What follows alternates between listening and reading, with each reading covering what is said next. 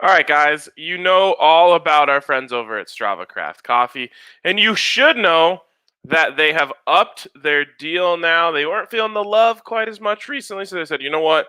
Maybe it's on our side. So we'll up the deal a little bit, get the DNVR fan back order in the Stravacraft Coffee. And so now you can use the code DNVR25 to get 25% off your first purchase.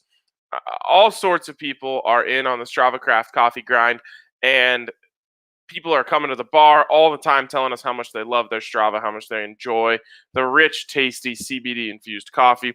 You got to check it out, see what it can do for you. It can help with aches and pains. It can help with all sorts of different things that you might be dealing with, chronic headaches. So make sure you hit up Stravacraft Coffee and use that code DNVR25 to save 25% off your purchase from Stravacraft Coffee.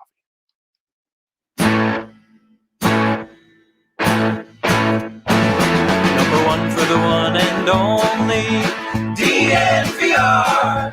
2 goes out to Zach Mace, Arcade at the bar. 3 for Mr. B in that old trophy case.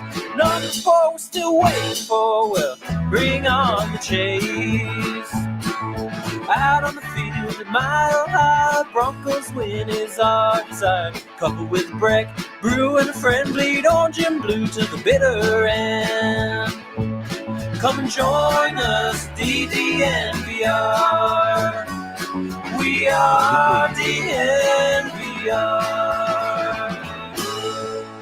Welcome in to the DNVR Broncos podcast presented by MSU Denver Online. Make sure you check out MSU Denver online.edu to scope out all they have to offer, and there is tons of different things for you guys to check in on. If you're looking to further your education while keeping a full-time job, MSU Denver is the place to go because MSU Denver students work twice as many hours as students attending any other Colorado institution. So make sure you check out msudenver.edu/online today. My boys, what's up? 24 hours away, guys. We are almost there. I can't believe this is the final pod before the draft. Oh, thank goodness.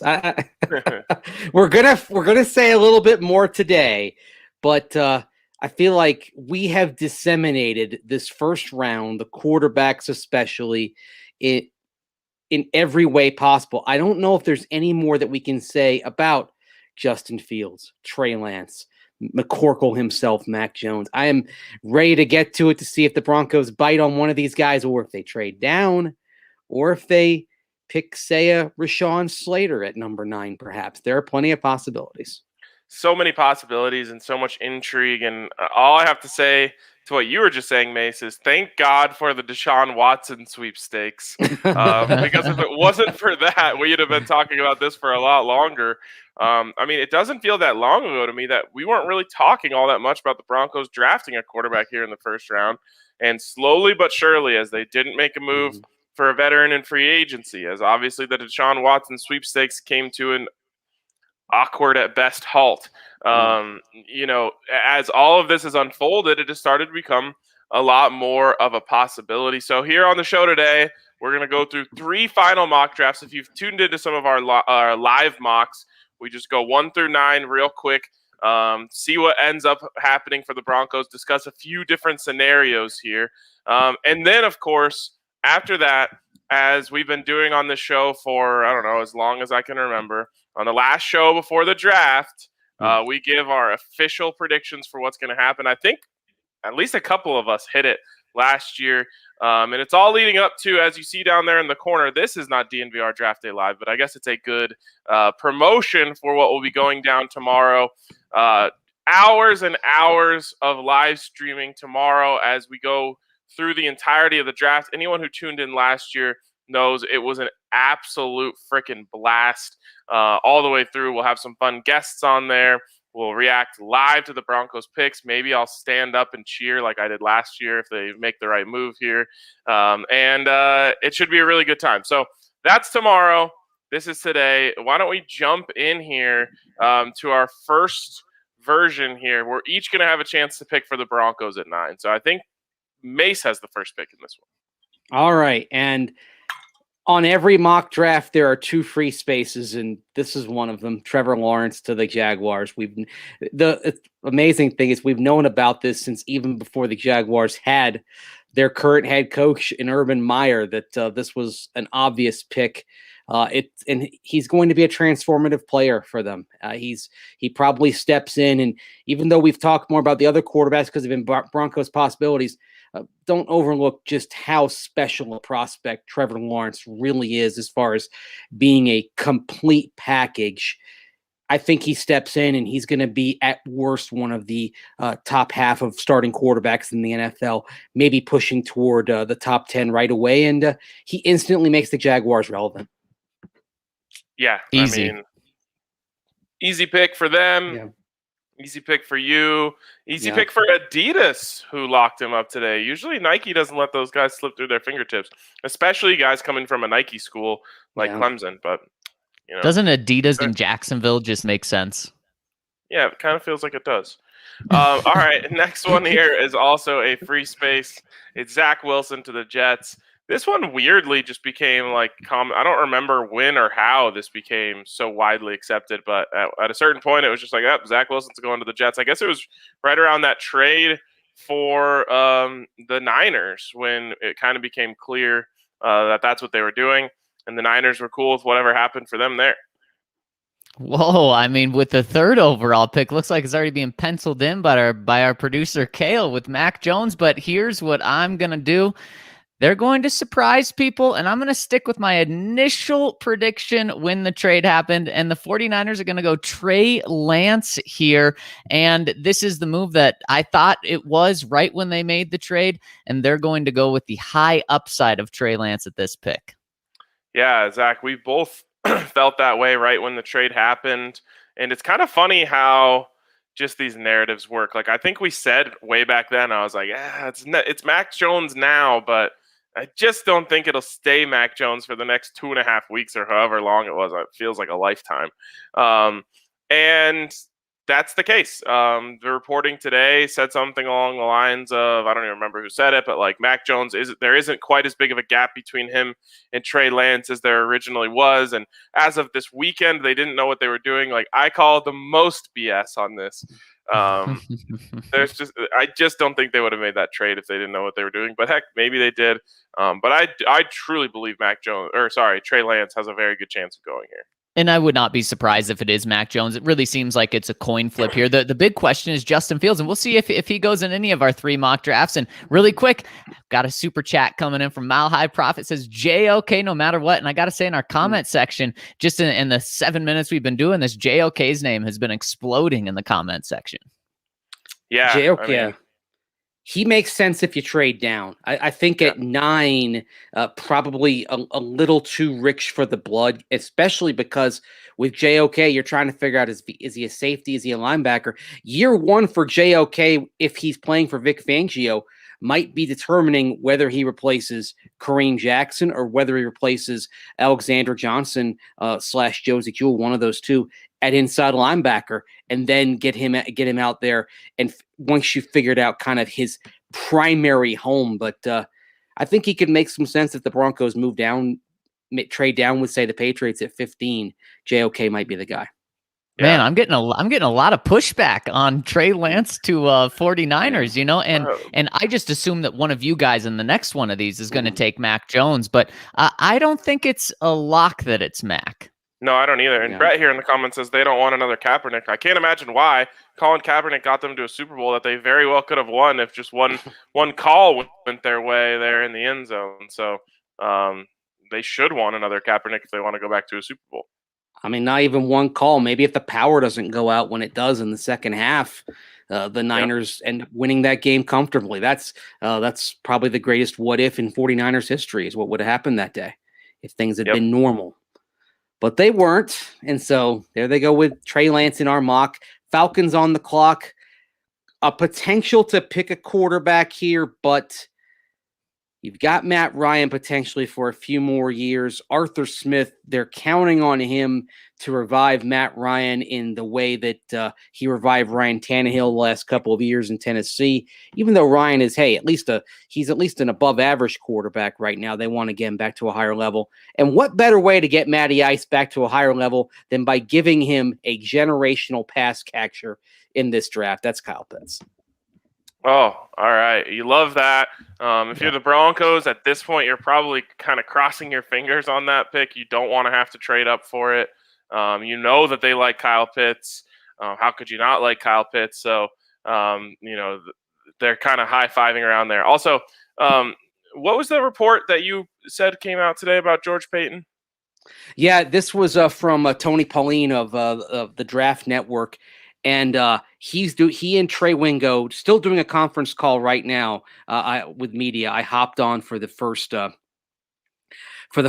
25 minutes of that or so, and he said that George Paton knows what he's doing, and he's not telling anybody in the building right now. I love that. I love that George Paton's not telling anyone in the building what he's doing, but he's telling people that he's not telling people what he's doing. Well, it couldn't come from a scout who said, he's dialed in and he's not telling us. Yeah, the quote is, somebody told me just yesterday, George Paton knows what he's going to do, and he's not telling anybody in the building. That's what Tony Pauline said. And then Pauline also added that if Justin Fields fell, he expected the Broncos would take Fields because, quote, they look at Justin Fields as a faster, more athletic version of Dak Prescott, unquote. Ooh. That's pretty good. I like that. Yeah. I just love the idea of Vic Fangio going into George Paton's office. He's like, "Come on, bro, tell me the plan." And he's like, "No, get out of here." He's like, I'll make you my spaghetti and meatballs for it. Yeah. All right. It's Sonny Weaver Jr. He's walking around today. He's got the Post-it note in his pocket, and he'll just kind of throw it on his desk, and then someone will unwittingly find out about 30 minutes before the draft what the Broncos are actually going to do. Exactly. All right. Number 5 here, the Cincinnati Bengals. Apparently, there's been some people wanting to trade up for this guy. The Bengals are stoked that they're going to have him. They add him to their weaponry with their guy from last season, Joe Burrow. They're going to take Jamar Chase here. Yep, and that one makes so much sense. And just along those exact same lines, Ryan, is what the Miami Dolphins are going to do at 6. They're going to pair their young quarterback, their second-year quarterback, with another fantastic receiver that quarterback has played with. They're going to go Devontae Smith, bring the Heisman winner, the best wide receiver in the country last year, out to Miami to help their young quarterback. So it's really crazy how those two picks are like the exact same pick back to back. For real. Just reinvesting in your investment from last season. I think it's the move. A lot of people already ready to jump ship on Tua. I don't think the Dolphins are one of them, although I did hear some fringe report about how they could be in play for a quarterback and pull an Arizona Cardinals. Ooh, would you trade for Tua if you were the Broncos? In a second. I don't know. Me too. I don't know. Maybe. At 7, that's whose pick is that? I've got the Lions in this one, and I mean, this is one of the trickier picks. If we're talking about trade downs, I think this is a prime trade down candidate here, especially with only 3 quarterbacks off the board in the first 6 picks. The Lions' phone is going to be ringing off the hook, but if they stand pat, I've got to think it comes down to 2 guys here, and it's Penei Sewell or Micah Parsons, the linebacker from Penn State. Parsons is intriguing, but I think it's hard for them to turn down a bookend franchise tackle like Penei Sewell here at number 7. Maybe Jared Goff is the answer. Maybe he's not, but whatever they end up doing at quarterback over the next few years, that quarterback should be very well protected with Penei Sewell watching out for one side. All right. That leaves the Panthers with some options here. I'd have to imagine they'd be fielding calls at this moment, with potentially thinking about moving back. You can do it if you want to make a trade. Well, you trying to trade up with me from 9? You said a lot of teams are calling. Broncos feel real good right now, by the way. They love where this board is sitting. Yeah, this team was kind of hoping that a guy who just went was going to fall to them. He doesn't, but they also like this guy. They go over Sean Slater, get themselves a tackle, take one of the Broncos options off the board there. Oh my goodness, but the Broncos do not care. They are thrilled with that. They were worried the Patriots were going to jump from 15 to 8 to get a quarterback. They were worried that the Patriots or the Bears were going to jump to 7. And now, guys, the Broncos have their top 2 quarterbacks outside of Trevor Lawrence on the board right now. Their 2 guys, Justin Fields and Mac Jones. Wow, I believe that you're putting the the stamp Broncos on Mac Jones as their number 2 quarterback, huh? Yeah, well, number 3 behind Trevor Lawrence, I do think, and of course realistic, so maybe Zach Wilson's in there as well. But knowing what I've heard, guys, Mac Jones has gained a lot of buzz over this past week from what reports have said and from what I've heard as well. But Justin Fields is their number 2, only behind Trevor Lawrence. So they get to choose either of those guys, and Justin Fields is their guy. They wanted to trade up for him, but the Dolphins wanted to make sure they locked in Devontae Smith. They get their quarterback, and the board just falls perfectly, where even at 8, they're not sweating. They don't have to trade up because they're happy with Fields or Mac Jones, but Justin Fields is their guy. They get their quarterback at 9 and don't have to trade a thing to get him. Yeah, Zach, I think it's really interesting that you've kind of changed your tune on that, because it was just less than a week ago on this show where you said something along the lines of, like, I just haven't heard anything about Mac to Denver, so I can't mock him even though I want him to be there. So now the tune on that has changed quite a bit. It has. Yeah. Well, what I heard this weekend, guys, made that change in that they really like what Mac can do, how he can diagnose the field, and they believe that he's a good fit with Pat Shurmur.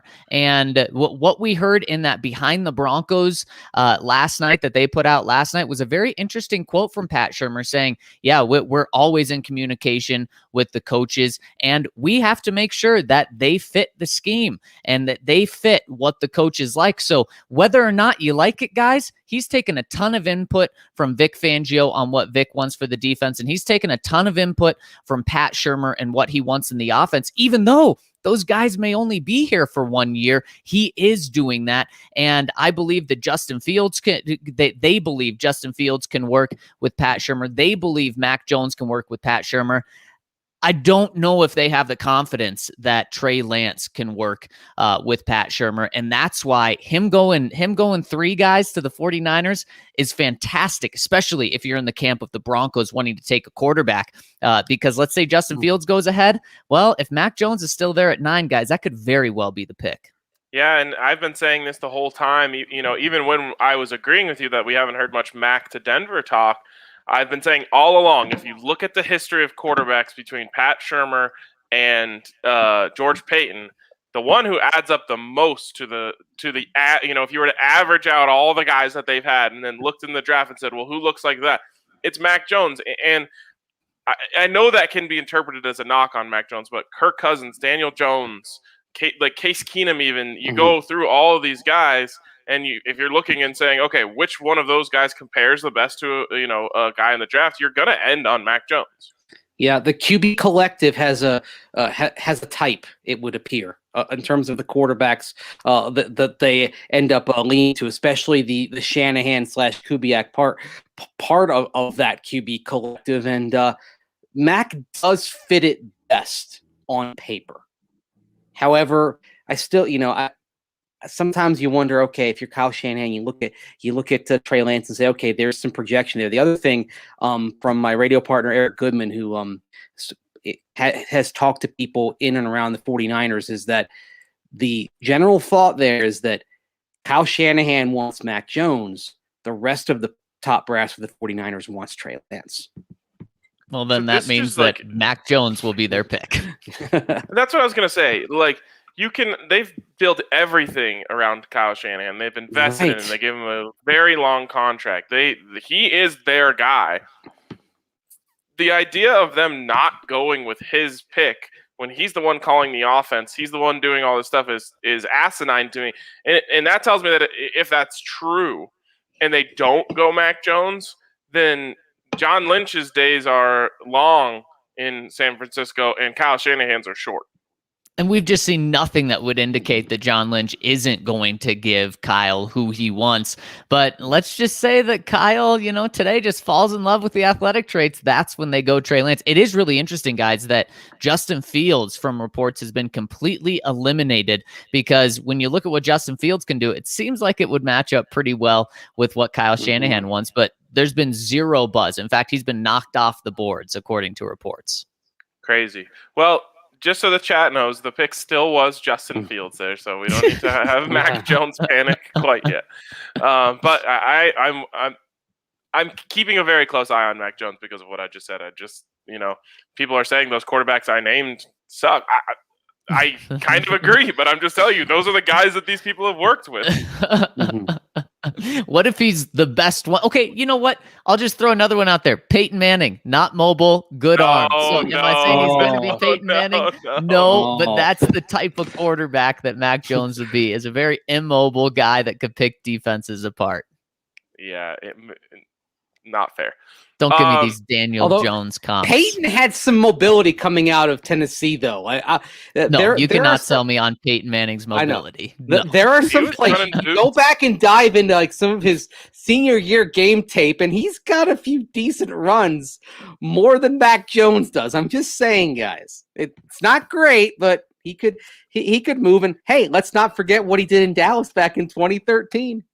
Yeah, I think Kirk Cousins, honestly, this is still a guy who got the biggest contract in NFL history when he was a free agent. So, fair enough. All right, let's run it back here. Let's switch up the picks here. I will go first. It's Trevor Lawrence. Zach will go second. It's Zach Wilson. Let's get this thing started at number 3. Exactly. Well, I'm going to say that the tug of war that goes on in that building, that Kyle Shanahan wins it and gets his guy. He gets McCorkle, Mac Jones, for the 49ers, which may be much to the consternation of a lot of 49er fans, but is going to make it interesting. And also, another thing with the Mac Jones and the Mac Jones Trey Lance dynamic here, of course, is that Kyle Shanahan earlier this week said, hey, they need a starting quarterback. Now, they've got Jimmy Garoppolo, but obviously they don't see him as it. Otherwise, they wouldn't have made the move. Mac Jones ready to step in perhaps right away and gives them the window to trade Jimmy Garoppolo here in the coming days and weeks. And Jimmy Garoppolo is a name that we need to keep an eye on. But really quick, just fact checking Andrew Mason. Peyton Manning in his college career, his senior year or his final year, -30 rushing yards. Mac Jones, 14 positive, baby. Let's go. I wish that they didn't count sack yardage as rushing yardage in college football. That's just dumb. Whose idea was that? That makes literally no sense. Yeah, it's designed to make it easier, because then what you're saying is that you're not having the stat keeper determine a pass or run when we're talking about an option play. It's just viewing all plays equally. Although when I first covered high school football as a stringer for the St. Pete Times back when I was in high school, I thought that I mistakenly thought that they counted rushing yardage and sack yardage the same way in high school and college as they did in the NFL. So I was giving the box score to the person on the desk, and they saw the numbers and they're like, "What?" And I'm like, "Oh, wait, okay, yeah, I forgot that it's not like the NFL." That's great. All right, that leaves me at pick 4. It's hard to just really go anywhere but to where we went in the last one here. It's Kyle Pitts at number 4 for the Atlanta Falcons. And it's okay to keep things the same just because some picks seem very obvious, and that's what is happening with the 5th pick. It's Jamar Chase as well. This one just makes too much sense for it not to happen. They could go tackle, but guys, Cincinnati, they get intrigued by the pretty shiny thing, and they're going to do that here, and they're going to convince themselves that it works because they have Zach Taylor running that offense, and most importantly, they have Joe Burrow there. They want to get him his best friend. So number 5, same pick as last time, Jamar Chase. Love it. Yep. And I'm gonna go chalk with our last mock as well. Devontae Smith just makes a ton of sense for Miami. You give Tua Tagovailoa the guy that he knows well, the consistent and explosive receiver. Penei Sewell would be intriguing here, but Miami's offense, as we saw when they came to Denver last November, needs a dynamic component that they just don't have right now, and Devontae Smith can provide that. And look at this. For 6 picks, only 1 pick that's different. Yeah, and speaking of dynamic, there was a little rumor about the Lions being very interested in Jamar Chase. And as they fell in love with him, they fell in love with the idea of adding offensive firepower. So a little bit of a surprise here. The Lions go with Jalen Waddle. Oh, wow. And you know what? The Carolina Panthers did not expect that to happen. They can land the best offensive tackle on the board. They were not thinking that.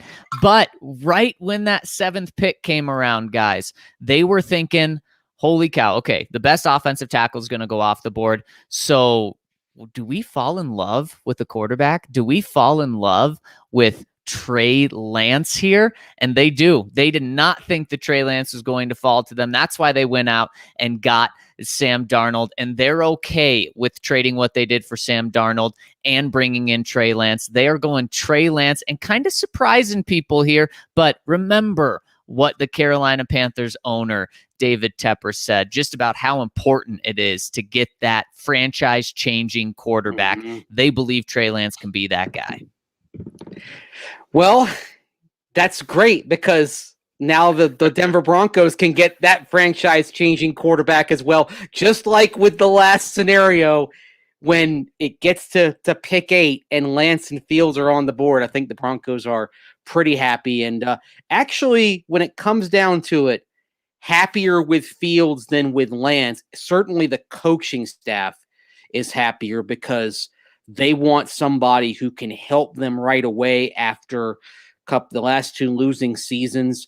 Vic Fangio is not on a hot seat, but let's just say I wouldn't want to start 0-3 or 0-4 if I were Vic Fangio. So there needs to be some progress this year. They want somebody who can help them right away.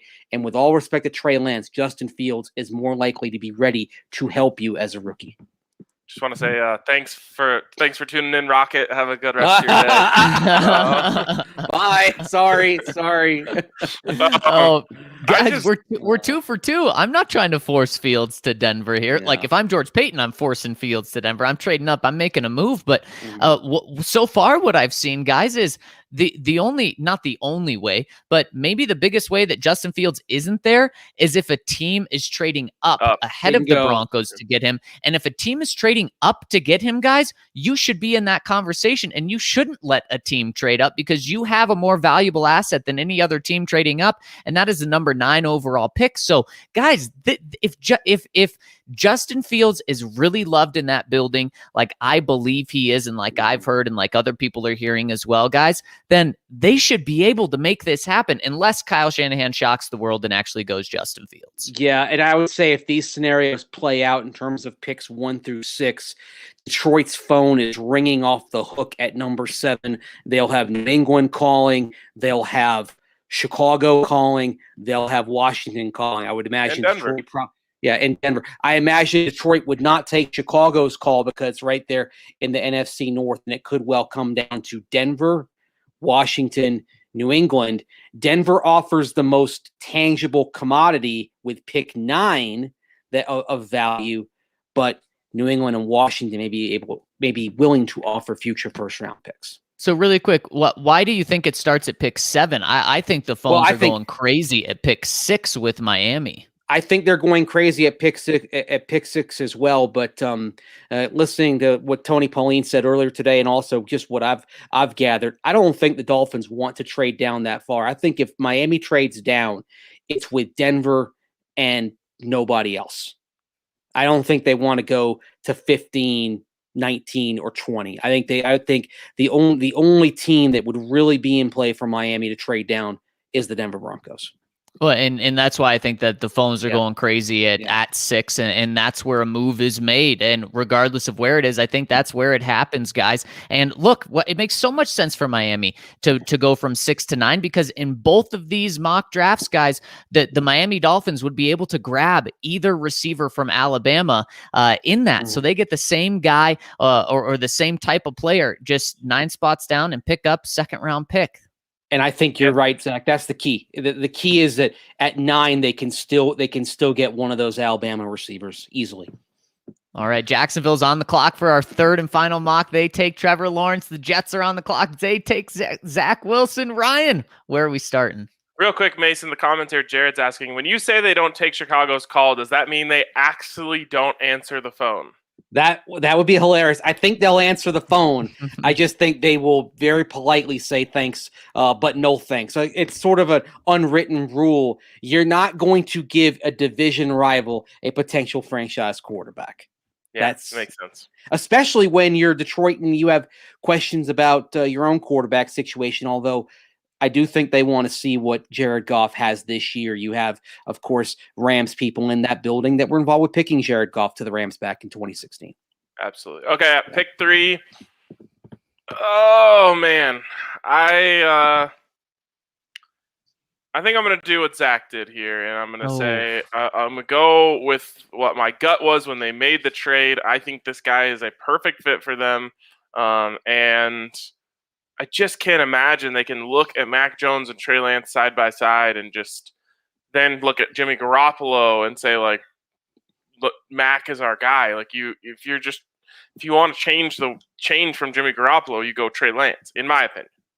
Yeah, and I totally understand that, but I gotta say, Atlanta is very disappointed here because they wanted to go quarterback, but they wanted to go Trey Lance, and Trey would just make so much sense in Atlanta, but it doesn't matter. So for a third straight mock draft, guys, they're going Kyle Pitts here. I do think that there's a chance that Trey Lance goes to Atlanta, especially with Terry Fontenot, their GM, wanting Trey Lance, but he's not here. So they go best player available, really help Matt Ryan, and they go Kyle Pitts. Nice.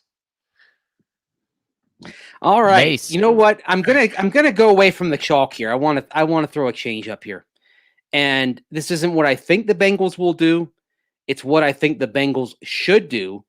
Yeah, lovely to get Jamar Chase, who worked so well with Joe Burrow. But you got to keep Joe Burrow upright. Didn't they learn anything from what happened last year? If I were Mike Brown, owner of the Bengals, who still can overrule anything, I'm sitting there in my Paul Brown-like hat and saying, get me Penei Sewell. Make sure we keep the investment upright. I mean, no one can fault them if that's the pick. Like, they also do have weapons over there. It's not like, Joe Burrow's throwing to nobody. Yeah. I mean, I think if Atlanta passed on Kyle Pitts at 4 and did go quarterback, that would also make an intriguing discussion because they have receiver weapons, but they could stand to upgrade the tight end. And of course, Kyle Pitts, one of the things that's of value of him is that he can be the X receiver too. Mm-hmm. Absolutely. Yeah. All right. The Dolphins here are elated with that pick, and they say, cool, we will happily take Jamar Chase. Yep, and they get another wide receiver, which we've all had them going wide receiver. And guys, to be honest, the Detroit Lions are shocked that in all of these drafts, there's still 2 quarterbacks available to them. And they're saying, yeah, we do have Jared Goff, but we need to get a guy of the future. They're viewing this as the way we think the Broncos should view this, and they need a championship caliber quarterback. And Justin Fields is still on the board. They think that this is a guy who is the second best quarterback on the board. So they're going to go Justin Fields here. Yep. And wow.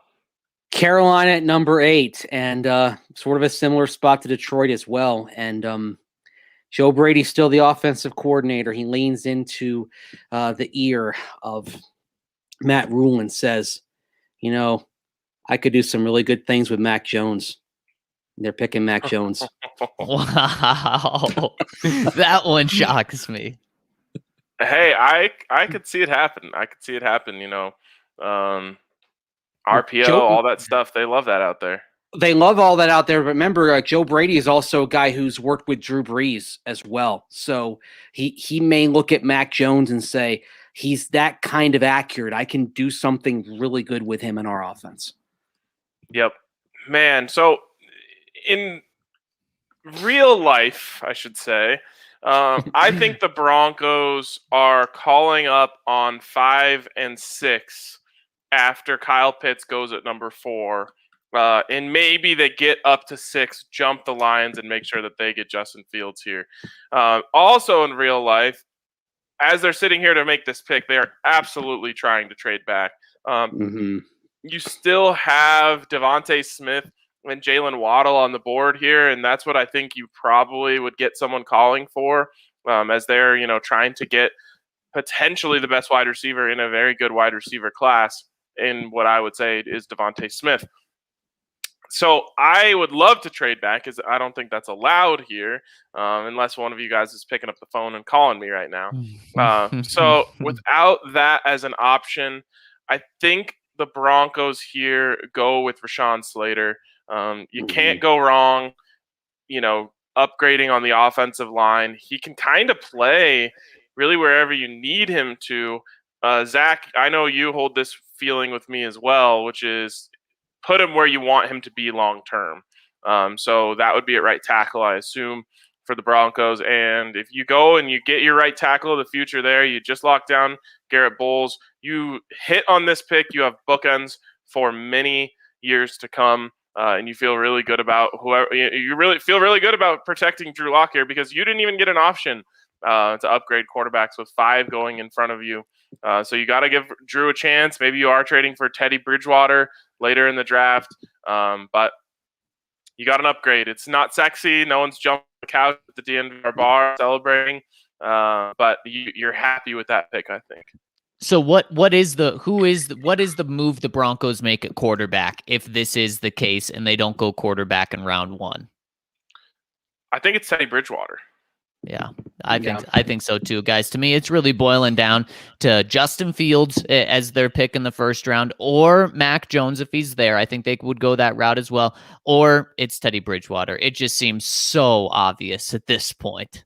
Yeah, I think Bridgewater would be the play here if it works out like this, and you're trying to get him for a mid-round pick. You're trying to get Carolina to give some salary relief, perhaps. Wouldn't shut the door on Jimmy Garoppolo here either. But with the Niners going Trey Lance in this mock, I think it sets up better for them to go with Jimmy G for this year and keep him around and have Lance matriculate under him. So you go. What's the cost of Jimmy G this year? Jimmy G's contract, I believe it is at it's at $26 million if the 49ers keep him around. Now, there's a big difference though between Garoppolo's contract and for example, the Teddy Bridgewater contract. And the reason why we talk about Teddy Bridgewater and saying, okay, the Panthers, you want them to take something off of that, is because there's a lot of dead money if the Panthers just cut Teddy Bridgewater. It's not the case with Jimmy Garoppolo. If the Niners cut him, his number is 26.4, guys.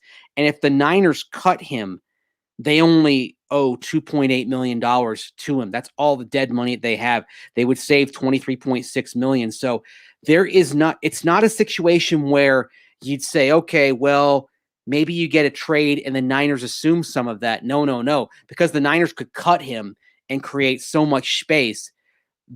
It's either you trade for Jimmy G and pay the whole salary, or you wait for them to cut him. So Teddy Bridgewater's kind of the bird in the hand, and because he has a contract that Carolina can't easily cut without a significant dead money hit, that's where the ability to get the Panthers to take a little bit off that before making a deal comes into play. Yeah, okay. A lot of comments here that I want to address. Austin here says, I'd rather keep Locke over Bridgewater. Well, I think you still keep Locke in this situation. Yeah. Yes. And I actually think Bridgewater is the number one guy who gives Locke a chance to start. Like, I think if you went Jimmy G, you're bringing him in with the idea of starting him, whereas Bridgewater, I think, is more of a competition.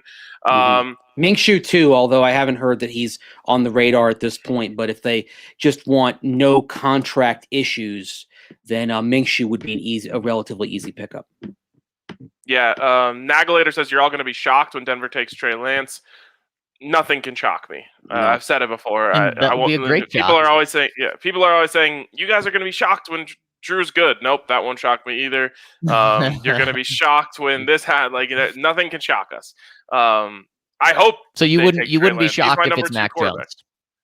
No, certainly not. I would go back to the first thing I said about Mac Jones on the very first Mac Jones debate we had, which is he fits what Paton and Shermer have had their whole careers better than any of these other guys.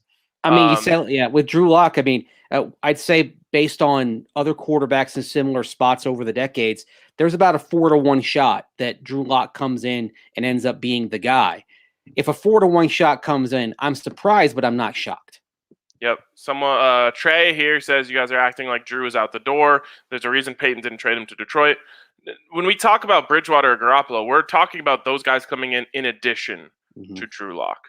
And I also have to say there's a reason Paton didn't trade him to Detroit. That's because Detroit got 2 first-round picks back for Matthew Stafford. The Broncos' interest there, I think, it is how they view Drew, and that's not a good thing for Drew. It's Detroit would clearly rather have 2 first-round picks. Yeah, I mean, the Broncos never had a chance if they were going to go 2 first-round picks. The reporting that has come out of the Valley is that the Broncos didn't want to include Drew in the trade, and I'm sure they didn't want to. But I'm also, the what you should be looking out there is not what the trade package was; it's the fact that they were trying to get Matthew Stafford. Right, exactly. So, anyways, okay, I think that's all of the questions we wanted to address there. So that leaves us. Oh, here are the 3 mock drafts. There's Zach's pick with Justin Fields, Mace's pick of Justin Fields, and my pick there, Rashawn Slater. You guys got the way more fun board. Ryan, boo. I would have traded up to 5 or 6. And we did have a comment in there saying this is why you have to eye the 4th overall pick. And I would actually say that what we've heard, and also I think these mock drafts showed it, is 6. The Broncos don't have to trade up to 4 in order to get their guy. They can trade up to 6, 5 if they really want, but I think that you have a much better chance of trading up to 6 than you do for 5, and that's going to save. That's the difference between trading a 2nd round pick in order to move from 9 to 6 and trading a 1st round pick trading to 9 to 6. And I just don't think that the Patriots are going to go from 15 to 4. I certainly don't think the Bears or Washington are going to go from 19 or 20 to 4. So I don't think you have to worry about that too much, unless, let's say, it's a team like Detroit or a team like Carolina that really surprises everyone and goes from 7 or 8 to 4. Yeah, it's true. It's possible. In the comments here, Nagelator says Graziano and Fowler just reported that Atlanta is taking Pitts. So there you go. I mean, wouldn't surprise anyone. Yeah, great news. It means Arthur Blank broke the tie between Terry Fontenot and Arthur Smith, and Blank is, by all accounts, a Matt Ryan guy. I think it's weird when reporters report picks that aren't number 1 or number 2, especially. Right. I guess you can't you need to know what they're doing at the 3, but I guess they're going quarterback at 3, so I guess you can do it. I guess you can say they're ready to take Pitts at 4. That's fascinating because wasn't it pitched just a couple of days ago that said quarterbacks are going to go 1 through 4, and was that him telling Atlanta not to pick him? I don't know, but did you also see Trey Lance saying he was on a 49ers podcast and they said, well, we hope the 49ers take you and maybe we'll talk to you Thursday night. He said, that's the plan. So maybe that's his plan because you want to go as high as possible, right? Yeah, you want to go as high as possible, and he probably wants to work with Kyle Shanahan. Well, guys, let's say it is Trey Lance at 3, Kyle Pitts at 4. Again, I really don't think Cincinnati is trading, especially with Jamar Chase on the board. Then if the Broncos want a quarterback, they have their 2 guys right there sitting at 6, but they may say, this actually may be danger zone for the Broncos. They may say, oh, we're only 3 picks away and there's 2 quarterbacks that we like. We're just going to sit back.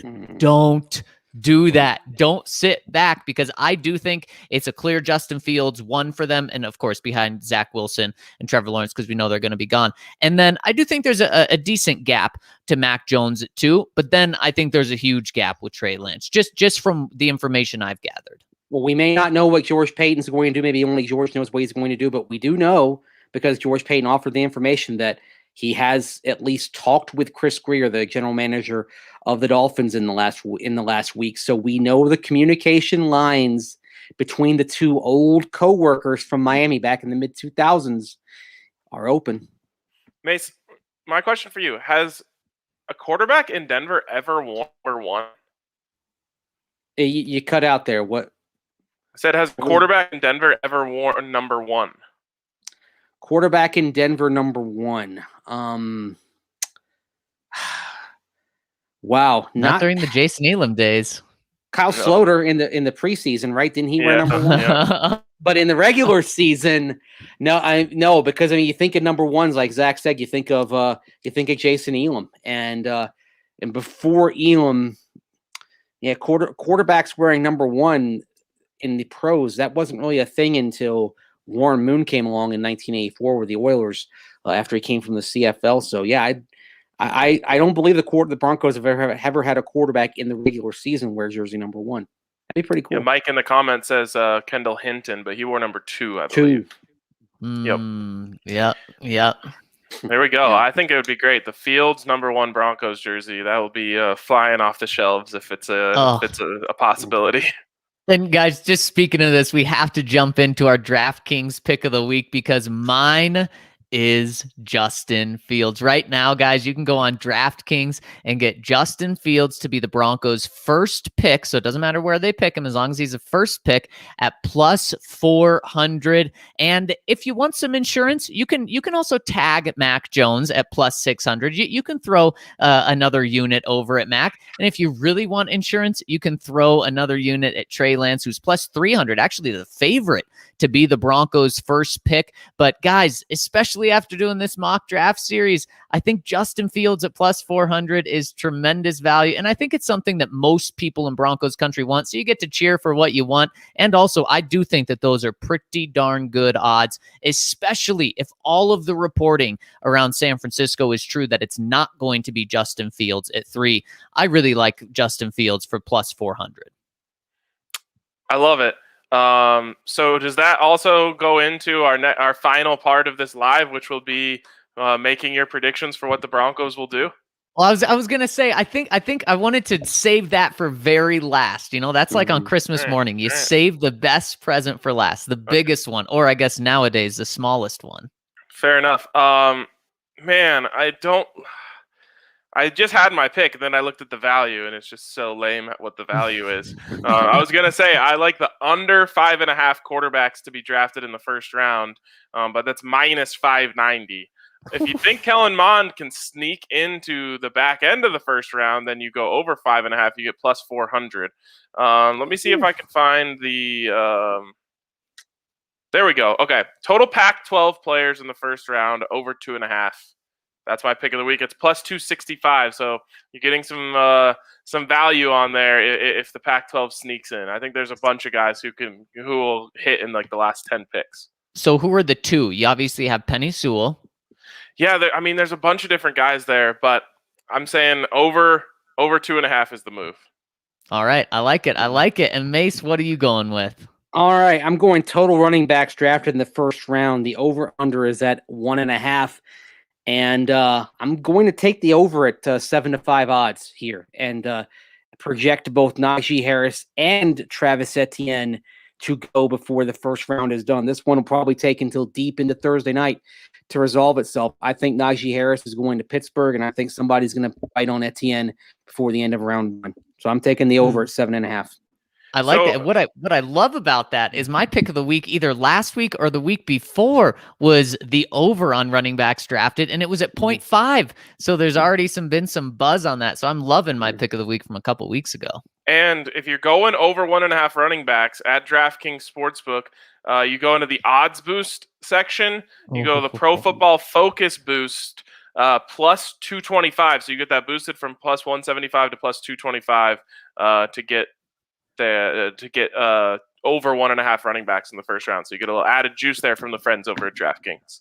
And guys, that's what I'm talking about over at DraftKings Sportsbook. I tell you guys every day about the odds boosts that they have going on over at DraftKings Sportsbook. There's something every single day that you can get in on, and I absolutely love that odds boost that you pointed out, Ryan. And right now, DraftKings isn't just giving you odds boosts on that. They're giving you the chance to turn $1 into $100 in free bets if a quarterback is drafted first overall. Guys, we started skipping the first and second pick because it was going to be quarterback in our mock drafts. That just they're saying they're giving you $100 in free bets when Trevor Lawrence is drafted number 1 overall tomorrow. So all you have to do is place a wager on any draft day outcome, and you'll be eligible to win $100 in free bets if a quarterback goes number 1 overall. And of course, get in on all of the things they have going on. Ryan, I can't believe they have number of Pac-12 players picked in the first round. They have everything you could absolutely bet on. It is such a fun thing to do, to follow the draft, especially leading up to the Broncos pick at 9. Really keeps you locked in,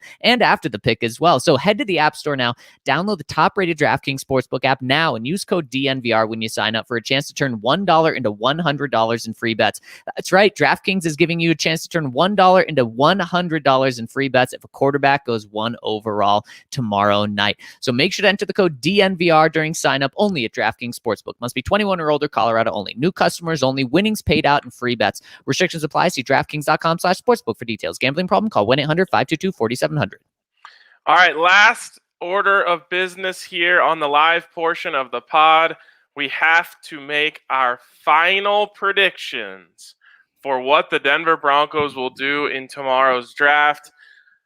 Oh, there's so many options. There's some extremely exciting ones, some mildly exciting ones, and some less exciting ones. But Zach, you look the most ready to give your prediction, so I'll let you go here. Oh, I'm so ready for this, guys. The Broncos will not be taking a quarterback at 9. They will be trading, guys. And they could move back, but guys, I'm going to go with the fun option because it's what we're rooting for. It's the story. It's what would make the most fun for all of us in Broncos country. They do make a move up.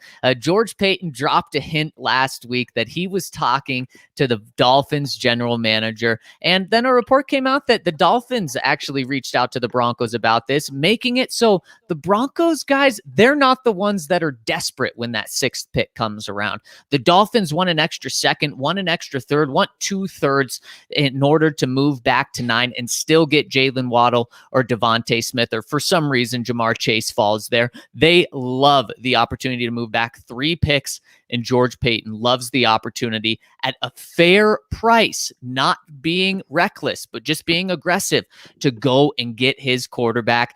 Justin Fields is on the board at 6, and that's what the Broncos do. They trade a day 2, 2-day 2 picks in order to move up to 9 and select Justin Fields, and there's a new era in the Mile High City.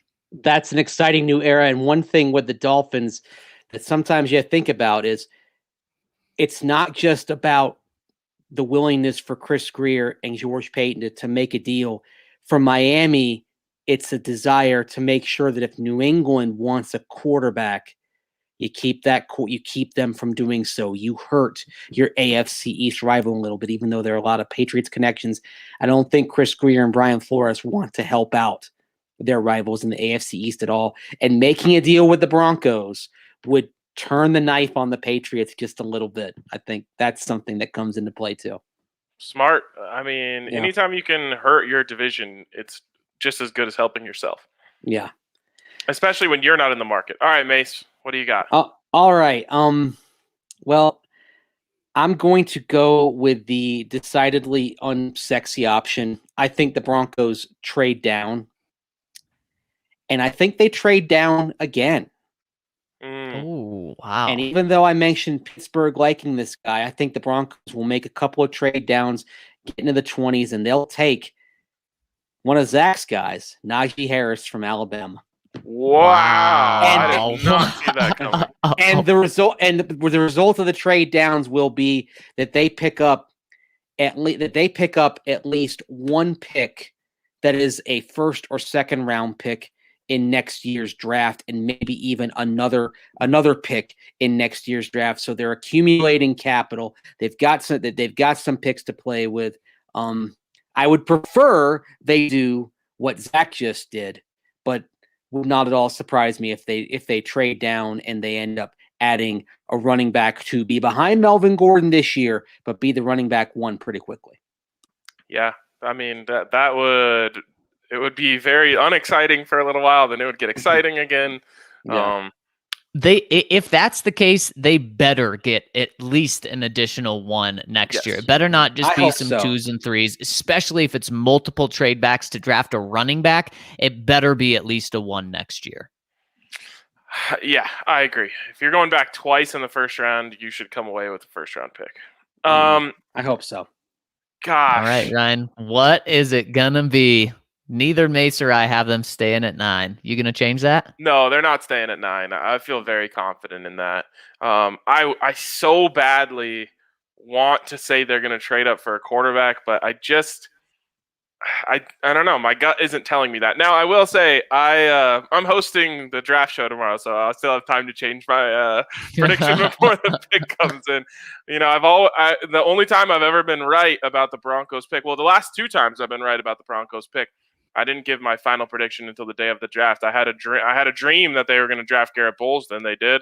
And last year I called Jerry Jeudy, although I said they were going to trade up to get him. They didn't have to. With that being said, I think the Broncos move back. I think just the way the board falls, they don't end up getting, the quarterback that they want in a position that they want. They're left with no choice. They don't love what they have there. There's a couple people trying to come up for those wide receivers. They trade back and select Jeremiah Owusu-Koramoah out of Notre Dame.